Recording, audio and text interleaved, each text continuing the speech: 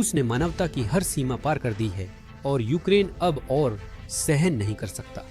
3 नवंबर को पुतिन की drone unit ने अब तक के सबसे बर्बर हमलों में से एक को अंजाम दिया।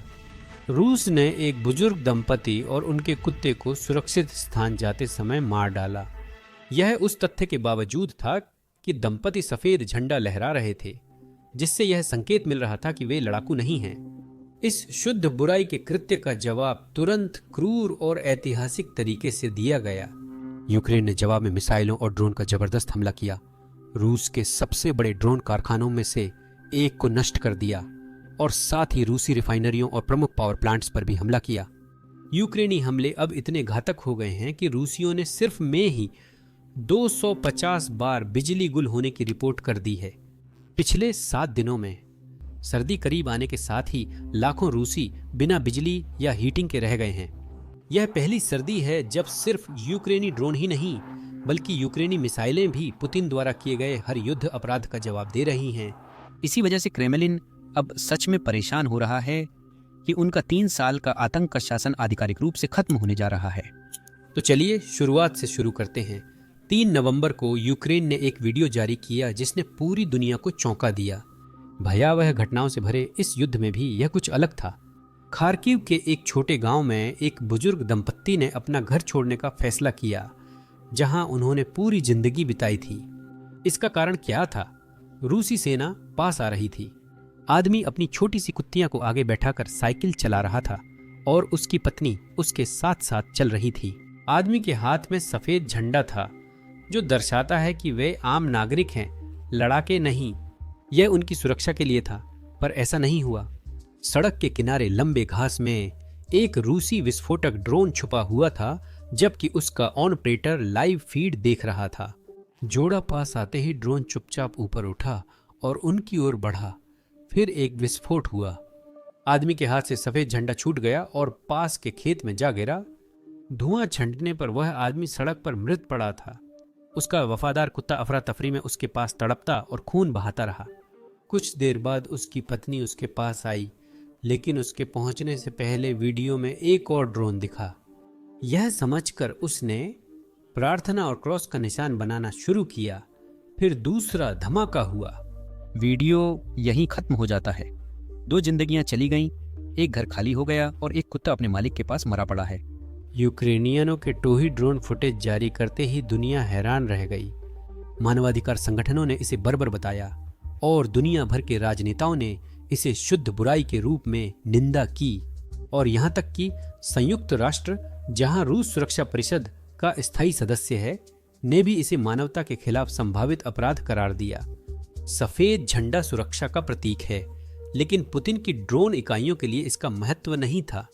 यही वह समय था जब यूक्रेन ने जवाब दिया और उसने उस एक चीज को निशाना बनाया जो पुतिन को सबसे ज्यादा प्यारी है, उसकी ड्रोन फैक्ट्री। यह वही क्लिप है जो आपने शुरुआत में देखी थी, लेकिन जो आपने नहीं देखा वो ये था कि इस फैक्ट्री में इतनी ज्यादा गोला बारूद थी कि शुरुआती हमले के बाद कई धमाके हुए। देखिए।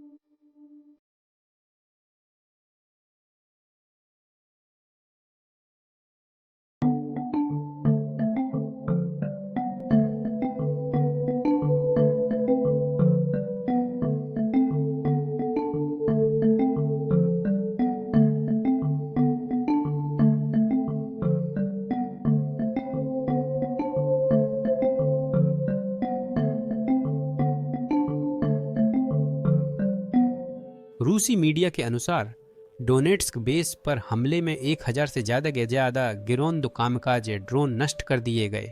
यूक्रेनी हमले में मिसाइल और स्ट्राइक ड्रोन दोनों शामिल थे। इसी कारण बेस में एक गोला बारूद डिपो, एक ईंधन भंडारण सुविधा और एक यूएवी लॉन्च साइट नष्ट हो गई। साथ ही पावर सप्लाई नोड्स को भी नुकसान हुआ। शुरुआती 1000 ड्रोन के अलावा वहां 1500 वॉरहेड्स भी थे जो पूरी तरह से धूल में मिल गए।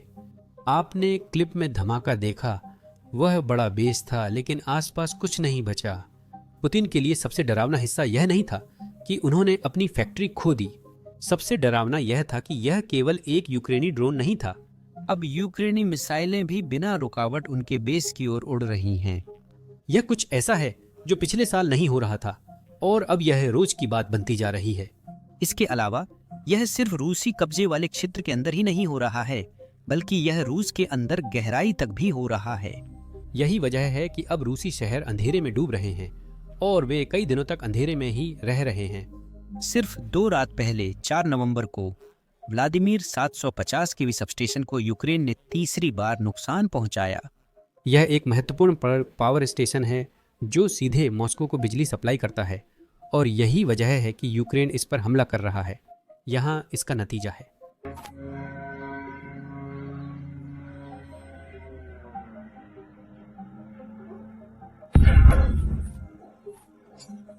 हम इन हमलों की वैधता पर बहस कर सकते हैं, लेकिन मैं एक बात साफ करना चाहता हूं। यूक्रेन ये हमले पहले से नहीं कर रहा है। वे रूसी हमलों के जवाब में यूक्रेनी पावर स्टेशनों पर हमला कर रहे हैं और वे यह सुनिश्चित कर रहे हैं कि पुतिन को भी दर्द महसूस हो। इसी कारण यूक्रेन हमले उन पावर स्टेशनों पर कर रहा है जो मॉस्को को बिजली देते हैं। ये नक्शा देखिए पिछले 30 दिनों में यूक्रेन ने कितने पावर स्टेशनों पर हमला किया है। ये सभी मॉस्को के चारों ओर हैं और सबसे अहम बात यह है कि इनसे मिलने वाली बिजली राजधानी शहर को जा रही है। नंबर 3, व्लादिमीर 1 पर यूक्रेन ने 3 नवंबर को हमला किया था, जैसा बताया गया। इसका मतलब है कि 30 दिनों में इसे 3 बार निशाना बनाया गया। नीचे फॉर्लो पावर प्लांट है, जिसे उसी रात यूक्रेन ने निशाना बनाया जब व्लादिमीर पावर प्लांट पर हमला हुआ था। इन हमलों का मकसद पुतिन को मिलने वाली बिजली को धीरे धीरे रोकना है, ताकि पुतिन और उसके साथी वही दर्द महसूस करें जो यूक्रेन ने पिछले 3 सर्दियों से झेला है। इसी कारण अगले दिन यूक्रेन ने फ्लेमिंगो क्रूज मिसाइल से रूस के सबसे बड़े पावर प्लांट्स में एक ओरल थर्मल पावर प्लांट पर हमला किया।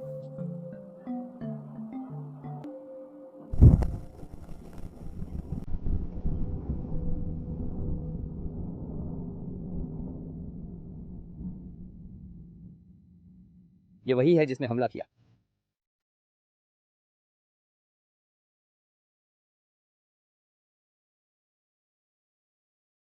संदेश साफ है, अगर रूस यूक्रेन की ऊर्जा प्रणाली नष्ट करना नहीं छोड़ता तो उसकी प्रणालियां भी नष्ट होंगी। हमारे पास यूक्रेनी ड्रोन के कुछ दोस्तों से मिलने जाने का वीडियो भी है। रूस की सबसे बड़ी रिफाइनरी न्विल्नो नोवोग्राद में उनके पास है। यह मॉस्को के लिए अहम है क्योंकि हर साल करीब 18 मिलियन टन रूसी तेल प्रोसेस करता है। लेकिन इसके अलावा यह रूस में घरेलू रूप से खपत होने वाले पेट्रोल का लगभग 30% रिफाइन करता है, यानी पूरे देश की खपत का 1/3। यह बड़ी बात है। इसी कारण यूक्रेनी ड्रोन ने शहर में मजे किए। नोवोग्राद की घटना के बाद की तस्वीरें देखें। शहर में गहरा अंधेरा था। रूस के लिए मुश्किल समय है क्योंकि यूक्रेन धीरे धीरे पूरे देश में बिजली ग्रिड को नष्ट कर रहा है। जानते हो, इन तस्वीरों को देखकर मुझे पुतिन को मानना पड़ेगा।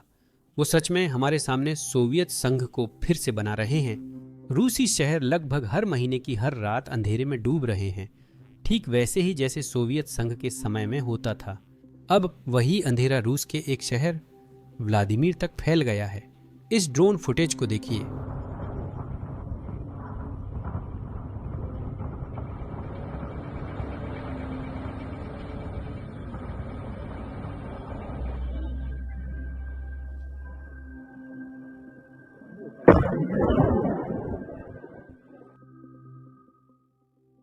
मुझे मानना होगा कि मुझसे बड़ी गलती हुई थी, क्योंकि जब मैंने रूसी चैनलों को व्लादिमीर ब्लैकआउट की स्थिति के बारे में बात करते हुए देखा तो मैंने सोचा कि रूसियों ने इन ब्लैकआउट्स का नाम पुतिन के नाम पर रखना शुरू कर दिया है।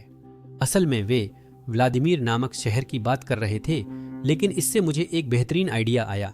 आने वाले वीडियो में हम इन ब्लैकआउट्स को व्लादिमीर ब्लैकआउट कहना शुरू करेंगे, बस खुद पुतिन को सम्मान देने के लिए। मैं शर्त लगाता हूं कि हम ये नाम कई बार इस्तेमाल करेंगे क्योंकि यूक्रेनी हमले जल्द धीमे नहीं होंगे। मैं पहले ही बता चुका हूं कि यूक्रेन खुद और ज्यादा नेपच्यून मिसाइलें और ज्यादा फ्लेमिंगो मिसाइलें बनाने वाला है। साथ ही यूनाइटेड किंगडम ने यूक्रेन की रूस के अंदर कार्रवाई देखकर और स्टॉर्म शैटी हम शैडो मिसाइलें देने की घोषणा की है।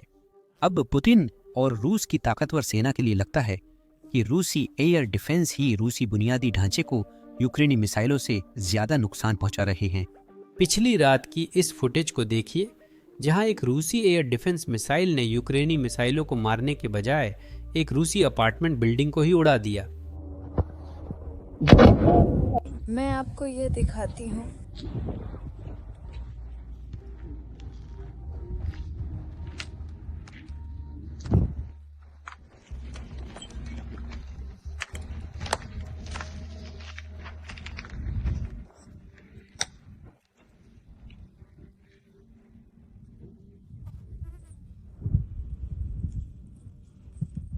अब जैसा आपने सुना होगा, रूसी सेना प्रोकास्ट की ओर बढ़ रही है। उन्होंने शहर को पूरी तरह नहीं घेरा जैसा पुतिन ने 2 हफ्ते पहले कहा था, लेकिन वे आगे बढ़ रहे हैं। धीमी प्रगति है और इसकी कीमत भी बहुत ज्यादा है, लेकिन यह प्रगति है। अब वहां लड़ाई बहुत ही क्रूर है। यूक्रेन ने मोर्चा मजबूत किया, सेनाएं रूसी बढ़त रोकने की कोशिश में हैं।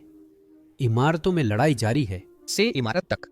इसी कारण आज बाद में मैं पूर्व नेवी सील चक पर से बात करूंगा, जो हाल ही में 3 हफ्ते यूक्रेन जाकर फ्रंट लाइन देख आए थे। आज बिजनेस बेसिक्स में वह बताएंगे कि फ्रंट लाइन पर क्या सीखा। वह हमारे लिए प्रोकास्ट फ्रंट से मिली फुटेज का भी विश्लेषण करेंगे।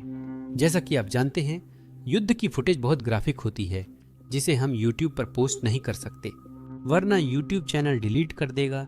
इसीलिए हमने बिजनेस बेसिक्स बनाया। यह प्लेटफॉर्म हमने खुद बनाया है, इसलिए कोई पाबंदी नहीं है। हमारा मकसद दुनिया भर की हर घटना की बिना सेंसर कवरेज देना है। मतलब हमें कुछ भी ब्लर नहीं करना है और हमें कुछ भी छुपाना नहीं है, क्योंकि विज्ञापन दाता खुश नहीं है। इसका कारण यह है कि हमारी वेबसाइट पर कोई विज्ञापन दाता नहीं है। हम आपके समर्थन से इसे चलाते हैं। अगर आप ऐसी कवरेज में रुचि रखते हैं जो मुख्यधारा मीडिया में नहीं मिलती, तो basicsinsider.com जरूर देखें। आप लिंक का उपयोग करें या स्क्रीन का QR कोड स्कैन करें। साइन अप करने पर आपको वह सारा कंटेंट मिलेगा जो हमने पहले से बनाया है, और सबसे महत्वपूर्ण बात, वह सारा कंटेंट भी मिलेगा जो हम भविष्य में बनाएंगे और जिसे हम YouTube पर पोस्ट नहीं कर सकते। इन सब के अलावा आप चैनल और हमारी कवरेज को भी सपोर्ट करेंगे, तो इसके लिए आपका बहुत बहुत धन्यवाद। मेरा नाम सैम है। अगले वीडियो में मिलूंगा।